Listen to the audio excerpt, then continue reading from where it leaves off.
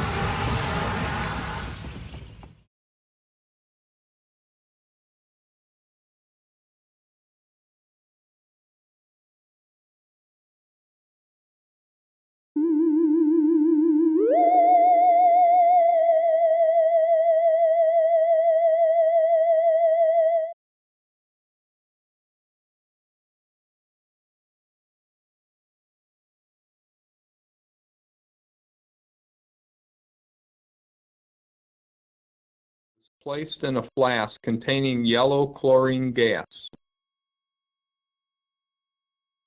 The flask also contains sand to prevent the heat which will be generated by the reaction from cracking the glass.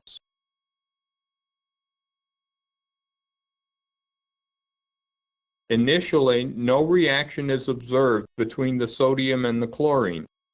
The reaction will be initiated by adding a drop of water to the sodium.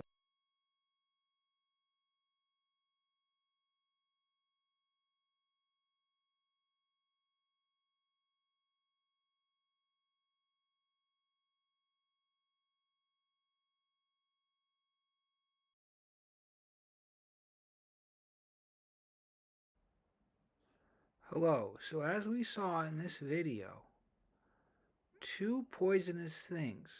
One, the poisonous sodium metal,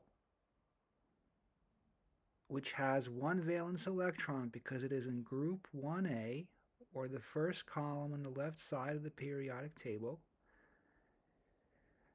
This valence electron, single valence electron, is represented as a single dot next to the element symbol. Hence, that is the complete Lewis dot structure for sodium. Now let's consider chlorine, which is a nonmetal. Chlorine is in group 7-1A, which is almost at the very right edge of the periodic table. Hence, since it's in group or column 7A, and the periodic table has 7 valence electrons, or 7 outermost electrons. These 7 valence electrons are represented by 7 dots to accurately draw the Lewis dot structure for chlorine. When these two poisonous things, chlorine gas and chlorine atoms, which are in equilibrium with diatomic chlorine gas, which is the orange like looking substance that you saw in the video, when these things combine, they combine through electron transfer, which creates the ionic bonds. which are the hallmark of table salt, which is edible. So table salt, which is sodium chloride, or NaCl, is nothing more than the combination of poisonous sodium metal and poisonous chlorine gas via electron transfer to form ionic bonds. Thank you.